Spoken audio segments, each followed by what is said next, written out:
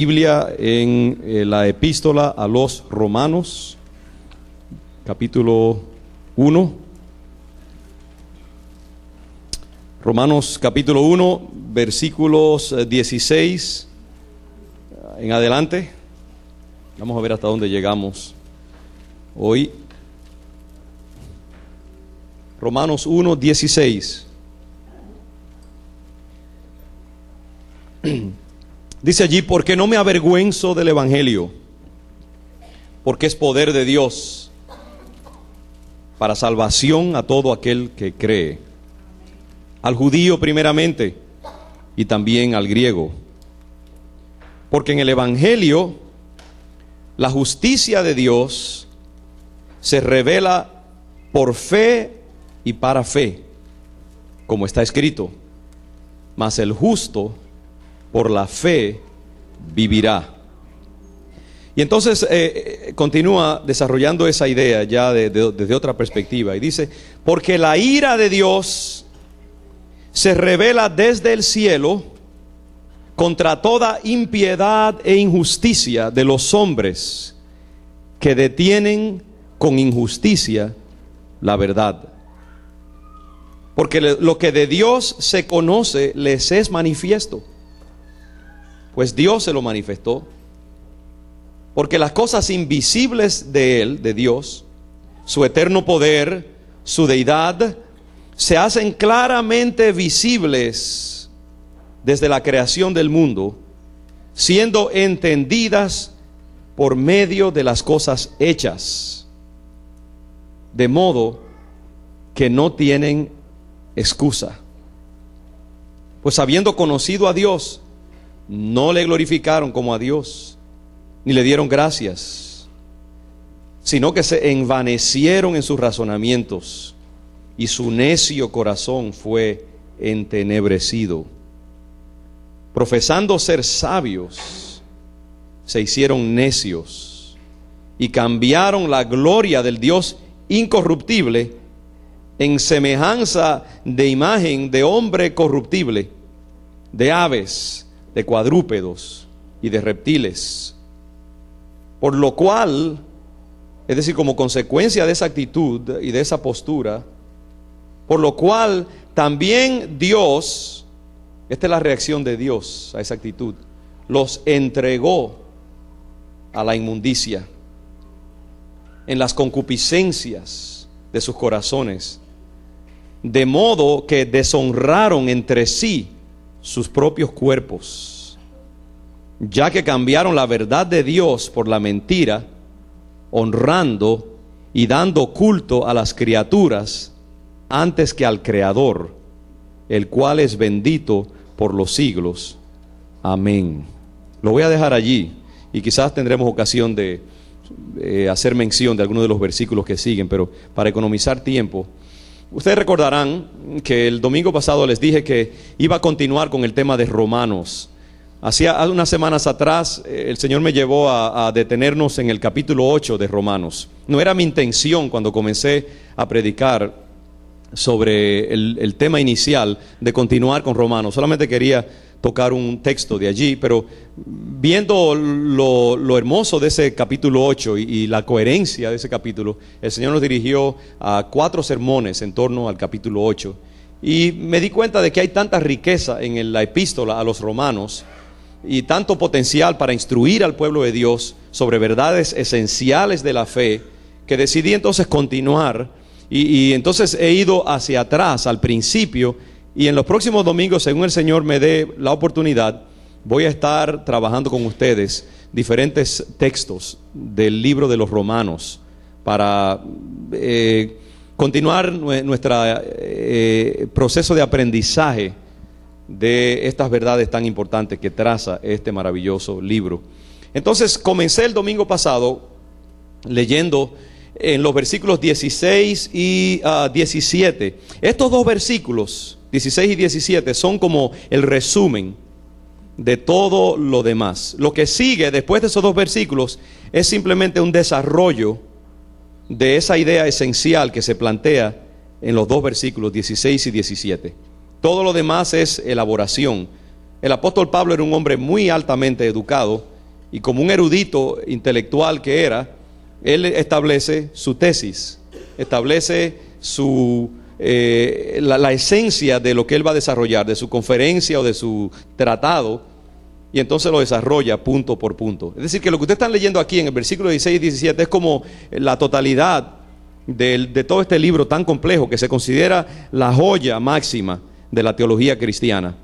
Fue el libro, Romanos fue el libro que usó Martín Lutero, monje católico en el siglo XVI, para comenzar lo que se convirtió en la Reforma protestante, de la cual nosotros somos descendientes 4 siglos y pico después. Cambió totalmente el curso del cristianismo en el siglo XVI y todavía tiene impacto. Pero Romanos fue el libro que tocó el corazón de ese monje y lo llevó a buscar una reforma de su iglesia, que finalmente terminó en una ruptura total, que se convirtió en el movimiento protestante evangélico del cual nosotros somos descendientes hoy en día. ¿Qué fue lo que movió a Martín Lutero?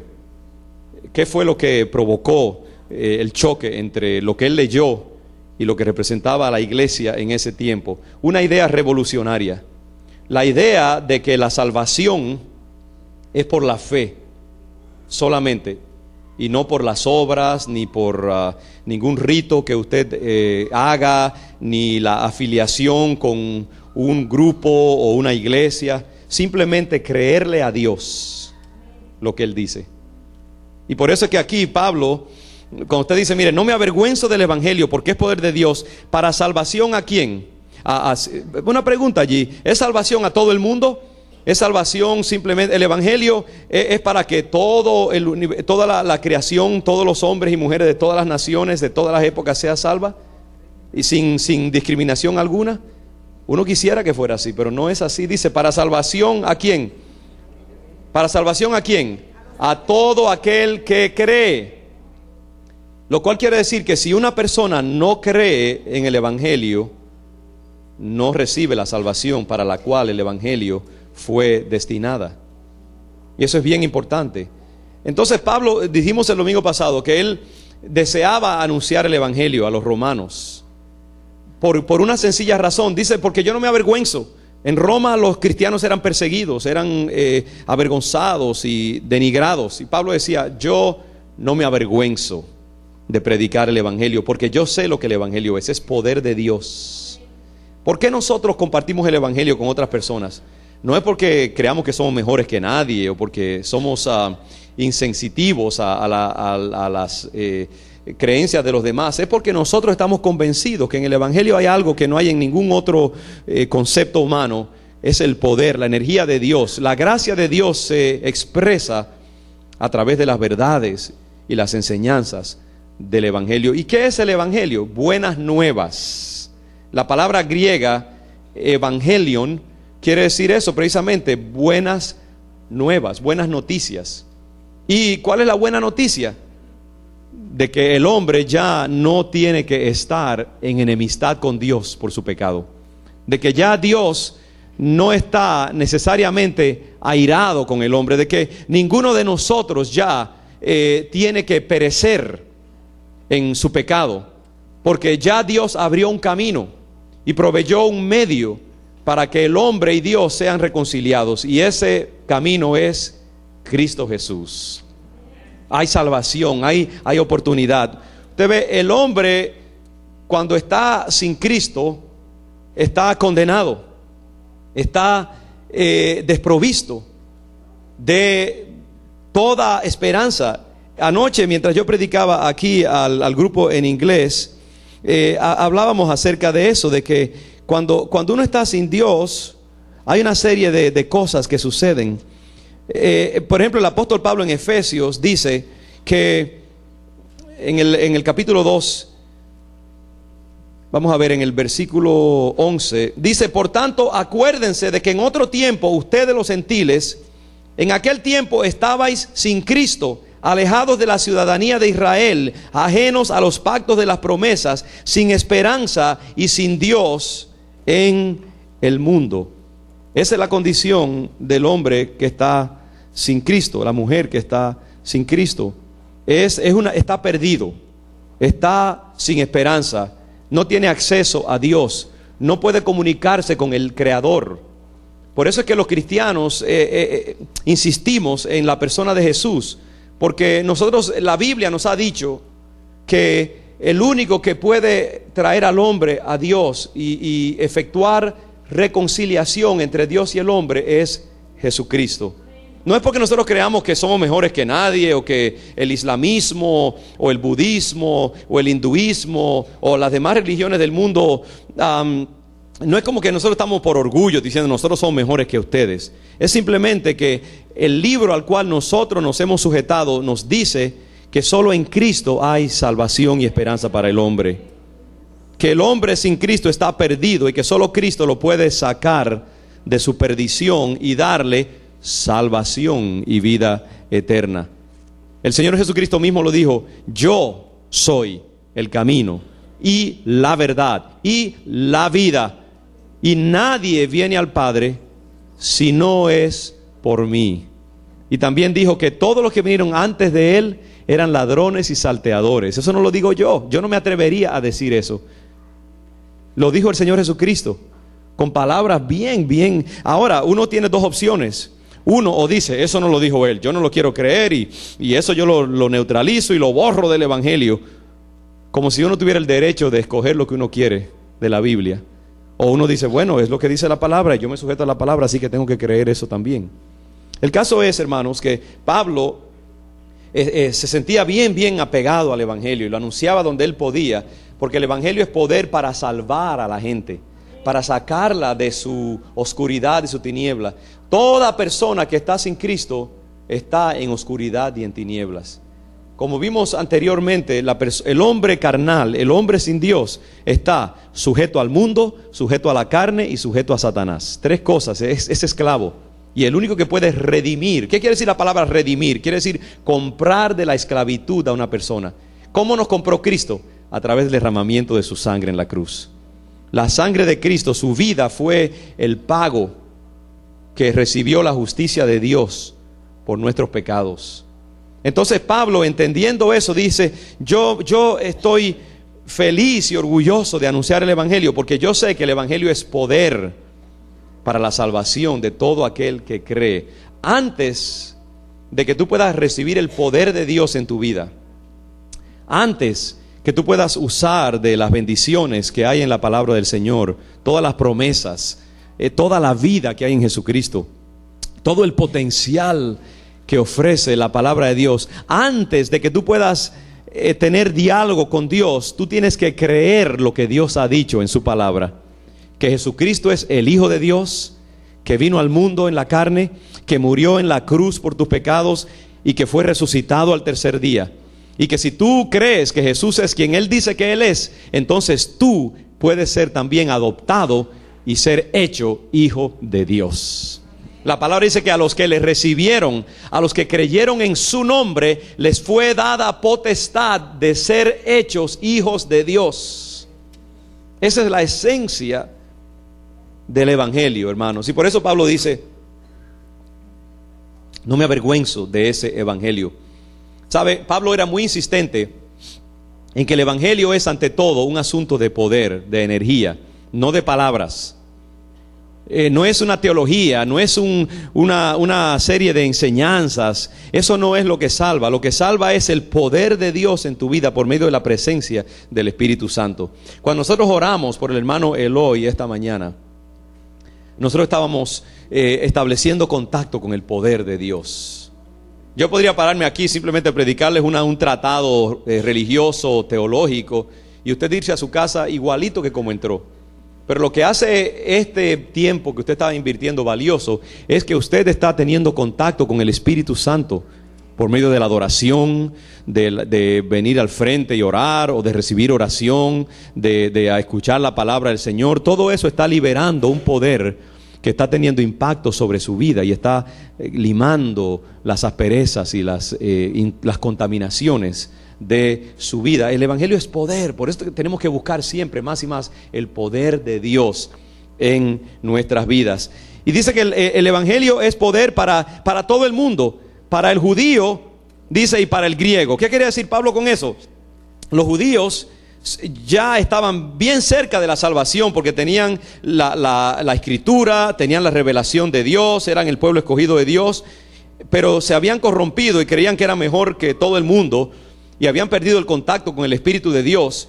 Y Dios dice a través de Pablo, para ellos es necesario el evangelio primeramente, y si ellos reciben el evangelio son salvos primeramente porque es el pueblo de Dios. Y también para los griegos, y hablando de los griegos quería decir todos los que no eran judíos, todos los que pertenecían a cualquier otra cultura. Y la cultura griega era como la esencia de la cultura en ese tiempo, era como Estados Unidos, un poder cultural muy grande. Ya Roma había tomado poder sobre ellos, pero todavía estaba la influencia griega y el símbolo de Grecia como el poder del mundo secular, del hombre secular, no judío. Entonces Pablo dice, el evangelio salva a todo el mundo, los que están bien cerca por medio de su vida religiosa y los que están bien lejos, a pesar de todos sus malos comportamientos, como era la cultura griega, toda su inmoralidad y todo su racionalismo. Hermanos, el evangelio es para todo el mundo, es para la persona, es para el adicto a drogas, es para el mujeriego, es para el jugador, es para el criminal, y es también para la persona respetable que trabaja de 9 a 5 y que no rompe un plato. Para todos el evangelio es necesario. ¿Sabe qué? Usted puede ser el ciudadano más respetable y el filántropo más generoso, pero si usted no tiene a Cristo en su vida, usted se va al infierno como el criminal más grande de la tierra. ¿Por qué? ¿Es que Dios es injusto? No. Es que simplemente para usted entrar en el reino perfecto de Dios, usted tendría que ser perfecto, y nadie es perfecto. Y por lo tanto no hay tal cosa como bueno, medio bueno, un poquito bueno. Usted, lo único que garantiza que un hombre, una mujer pueda entrar por su propia justicia al reino de Dios sería la perfección. Y como nadie puede ser perfecto en esta tierra, todo el mundo que está sin Cristo se va al infierno. Solamente Cristo le puede dar a un hombre la capacidad para adquirir esa cualidad que le permite entrar en el reino de Dios. Por eso es que mucha gente que usted le pregunta, le dice, recibe a Cristo como tu Señor y Salvador. Y dicen, bueno, pero ¿para qué yo tengo que recibir a Cristo si yo no mato, yo no robo, yo no hago nada malo, yo no le hago daño a mi prójimo? No se trata de eso. Cuando tú llegues al trono del juicio, la única pregunta que te van a hacer es, ¿recibiste a Cristo como tu Señor y Salvador? Y si tú dices no, si tú resististe a Jesús aquí en la tierra, tu pasaporte no va a estar estampado, tú no vas a poder entrar al reino de Dios. Mire un ejemplo. Cuando yo venía de viaje ahora, toda persona que entra de otro país a Estados Unidos tiene que pasar por una serie de pequeños escritorios, digamos, o mostradores, donde hay un oficial de inmigración. Y ese oficial te pide tu pasaporte y te pide tus papeles.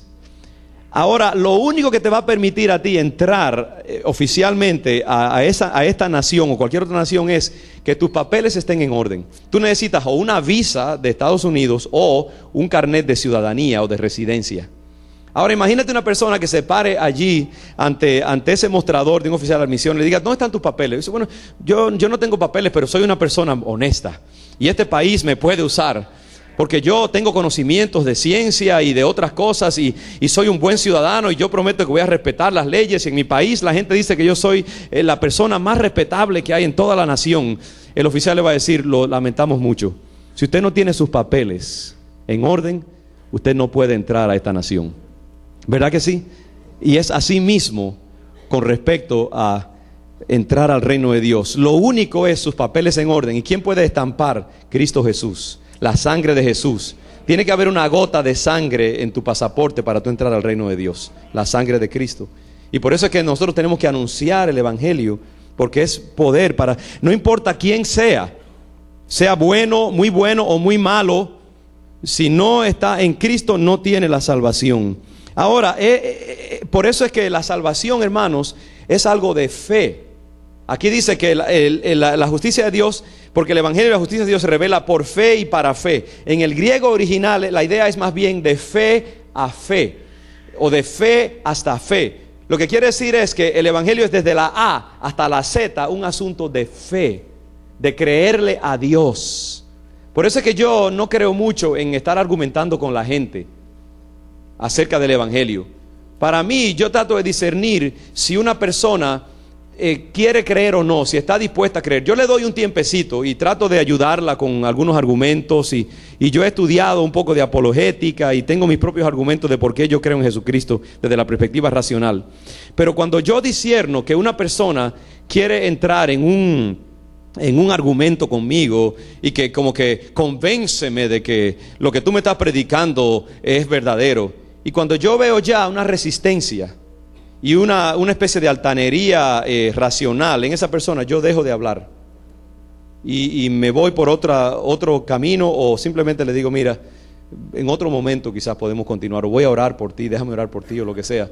Pero no argumento, porque la salvación es por fe, es que nosotros creamos, es que tiene que haber una humildad esencial en el ser humano que diga, está bien, yo me sujeto y bajo la cabeza. Por eso a veces el Señor tiene que coger, hay personas que Dios le tiene que dar duro, tienen que sufrir, tienen que llegar al fondo en sus vidas, tienen que fracasar mucho para que lleguen a ese punto de receptividad y que reconozcan entonces, sí, tengo que bajar la cabeza y aceptar. Porque mientras el hombre está muy seguro de sí mismo, muy confiado, muy fuerte, comienza como a argumentar contra Dios y no quiere recibir el evangelio.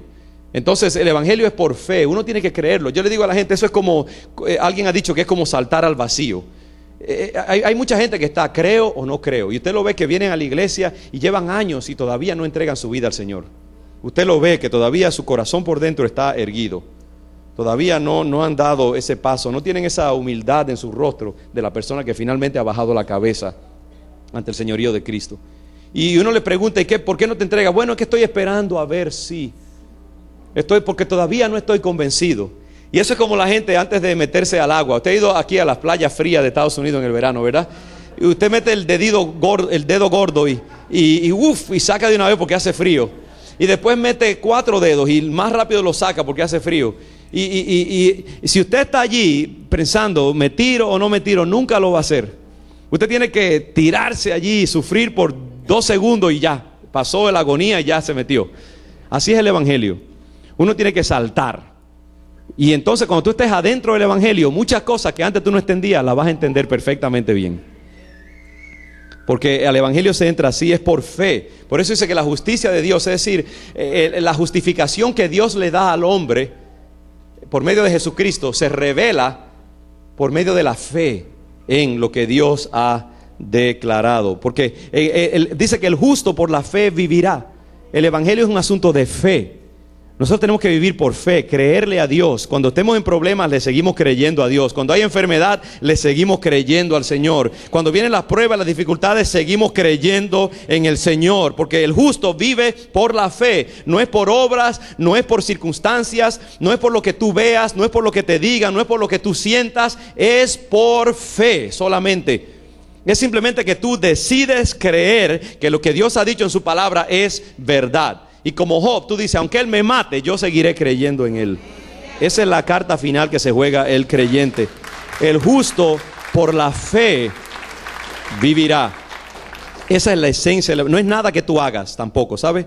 La salvación no es porque tú te arrodilles y camines una milla de rodillas como hacía la gente antes, que hagas una promesa y que te azotes la espalda hasta que sangre, o que pases 30 días sin comer pasteles o dulces, o que vayas a la iglesia todos los días, o que diezmes y des dinero.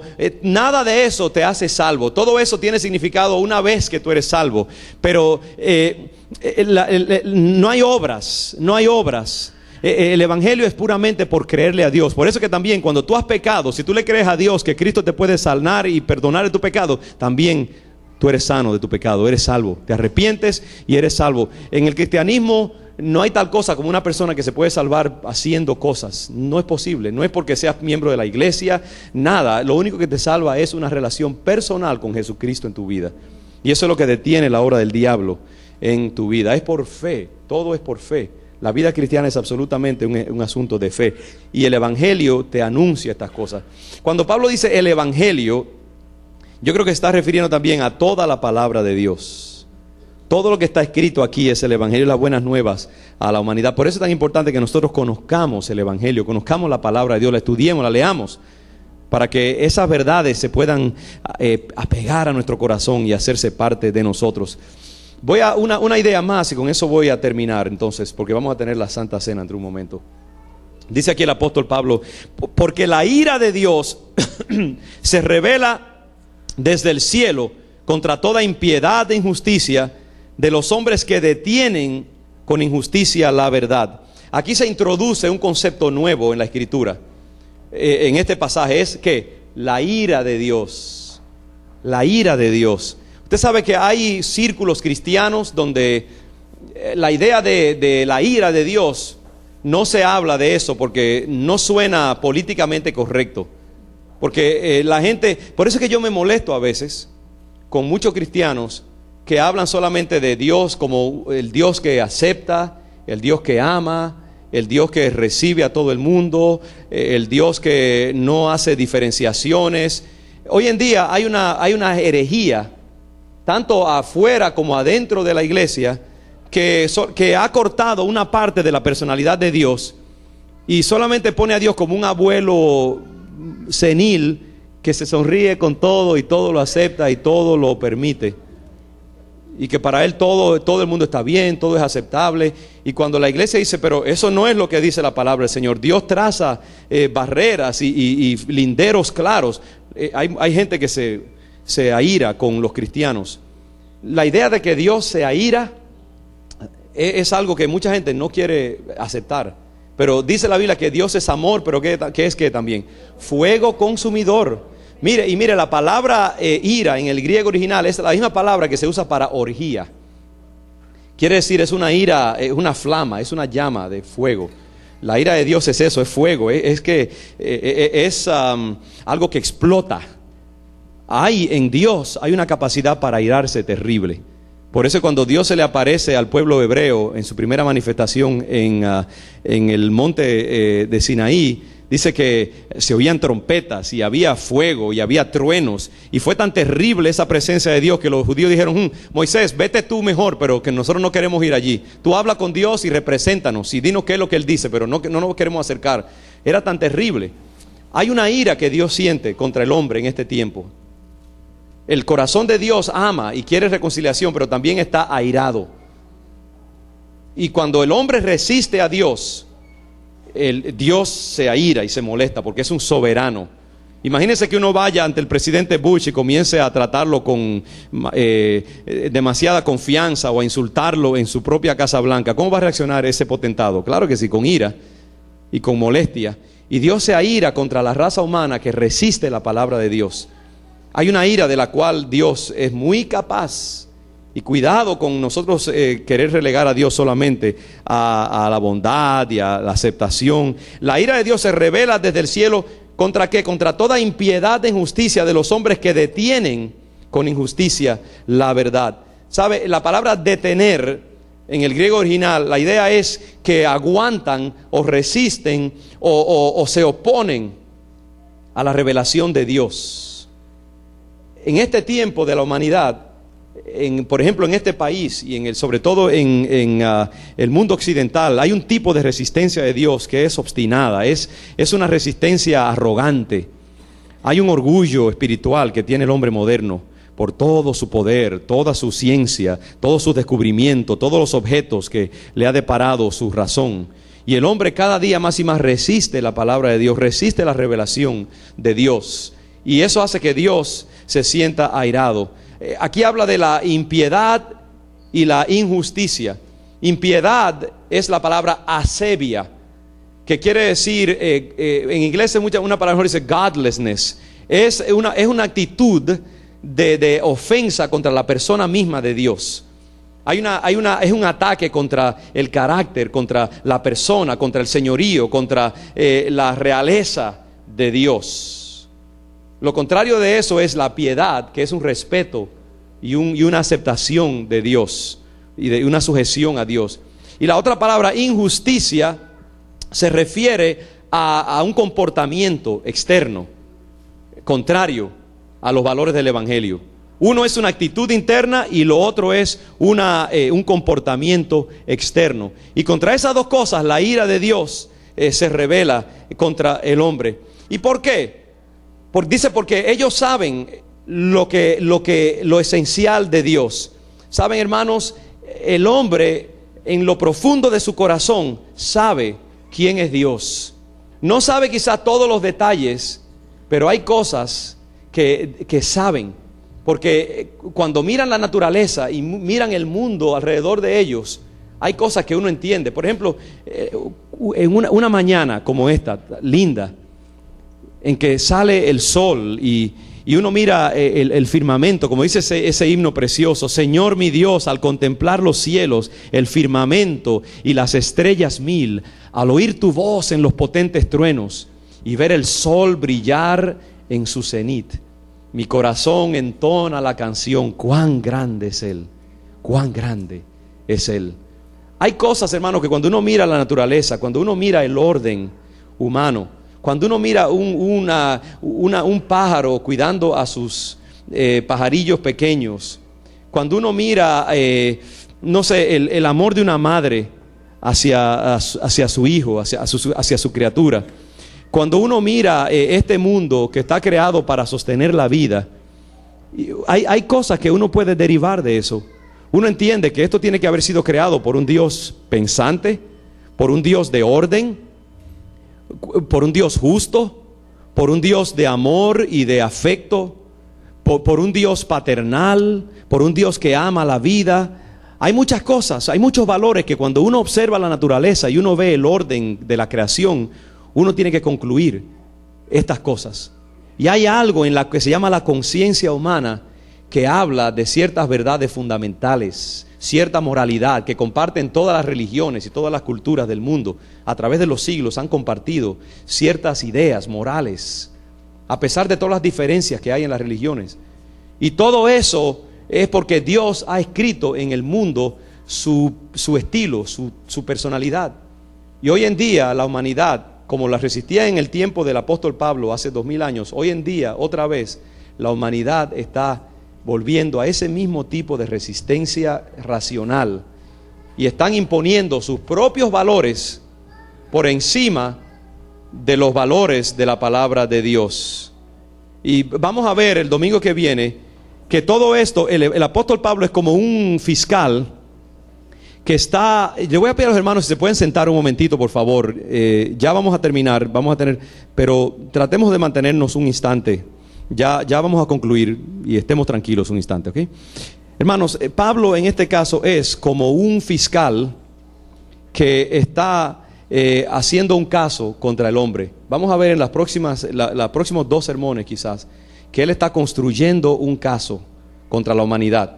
Primero va a los que no conocen a Dios y después va inclusive a los que creen que conocen a Dios para mostrar que todos son culpables. Todos están bajo la condenación y que lo único que los puede salvar es la persona de Cristo Jesús. Entonces lo que Pablo está aquí diciendo es eso: toda la humanidad está resistiendo a Dios en su estado natural, resiste la revelación de Dios, resiste lo que ven, los argumentos de la naturaleza, y por lo tanto son culpables, merecen la muerte, merecen la ira, y el único que los puede salvar es Cristo Jesús. Y por eso Pablo dice: yo no me avergüenzo por lo tanto de predicar ese evangelio, porque es la única esperanza para el hombre, es la única esperanza de salvación que tiene la humanidad. Hermanos, en esta mañana yo quiero que cada uno de nosotros reconozca ese hecho de que sin Cristo no podemos ser salvos. Sin Cristo no hay esperanza para ninguno de nosotros, porque Dios ha hecho bien claro que todos hemos pecado. Todos hemos ofendido a Dios. Todo ser humano necesita activamente someter su vida a los principios y a las enseñanzas del Evangelio. Hermanos, hay un mundo allá afuera que se está perdiendo. Hay gente que se está yendo al infierno cada día sin saber a dónde van. Hay gente que se les ha dado un sentido falso de seguridad y creen que simplemente porque van a una iglesia o porque dan dinero a buenas causas, o porque son ciudadanos que aman a los delfines y aman a los pobres y están bregando a favor de la justicia, como que ya eso los hace aceptos ante Dios. Y nosotros tenemos que ser una voz humilde pero muy clara que le diga a la humanidad: mira, no es así. Lo único que te garantiza que tú puedas tener paz con Dios es el Evangelio, la persona de Cristo Jesús, que tú creas en Él, que tú entregues tu vida al Señor Jesucristo, porque si no, tú estás bajo la ira de Dios, eres un hijo de ira. Dice en Efesios que nosotros todos éramos hijos de ira antes de conocer a Jesucristo. Así que nosotros honramos a Dios simplemente diciendo: Padre, reconocemos que sin ti no somos nada, que sin ti no podemos recibir salvación. Vamos a ponernos de pie un momento. Y yo quisiera invitar a todos los que están aquí en su corazón a decirle sí al Evangelio y renovar nuestra fe en Jesucristo. Pero antes de hacer eso, quiero pedir que si hay alguien esta mañana que no ha dado ese paso todavía de entregar su vida a Jesús y de recibir el Evangelio de salvación y recibir la palabra de Cristo en su corazón y aceptar a Jesús como su Señor y su Salvador, que en esta mañana tenga la oportunidad de hacerlo para orar por usted y encomendarle al Señor. Yo quiero preguntar primeramente si hay alguien que no lo ha hecho antes y que quiera en esta mañana entregar su vida a Jesús. Le pediría que levante su mano donde quiera que esté para que oremos por usted y usted pueda entrar en esa relación personal con Jesucristo. ¿Habrá alguien que no lo haya hecho antes por el cual podamos orar en esta mañana? Si quiere levantar su mano donde quiera que usted esté. Vamos a dar un momento. Para poder ser salvos de la ira de Dios necesitamos hacer nuestro pacto con Jesucristo primeramente. ¿Habrá alguien que no ha dado ese paso todavía, que quiera hacerlo en esta mañana? Amén. Sí, hermana, Dios te bendiga, Ileana. Amén. ¿Y habrá alguien más que públicamente quiera decirle al Señor: Señor Jesús, yo te recibo como mi Señor y Salvador en esta mañana? Quiera tener paz con Dios por medio del Evangelio de Jesucristo. ¿Habrá alguien más? Amén. Ahora yo quiero también que junto con esa hermana que manifestó su deseo de recibir a Jesús, que todos nosotros en nuestro corazón también digamos estas palabras. Repítalas conmigo suavemente. Señor Jesús, yo reconozco que tú eres el Hijo de Dios, el Salvador de mi alma. Tú eres el dueño de mi vida. Por tu muerte yo he sido salvo y puedo tener paz con Dios. Sujeto mi vida a ti y entrego todo lo que tengo y todo lo que soy a tu señorío, y renuncio a Satanás y a todas sus obras. Renuncio al mundo y renuncio a mi propia carne y abrazo los valores del reino de Dios. Gracias, Señor, porque por medio de tu muerte en la cruz yo soy salvo. Te alabo y te bendigo en el nombre de Jesús. Amén y amén. Gracias, Señor. Nosotros recibimos esa palabra del Evangelio en esta mañana, Padre, y confesamos por fe que solo en Cristo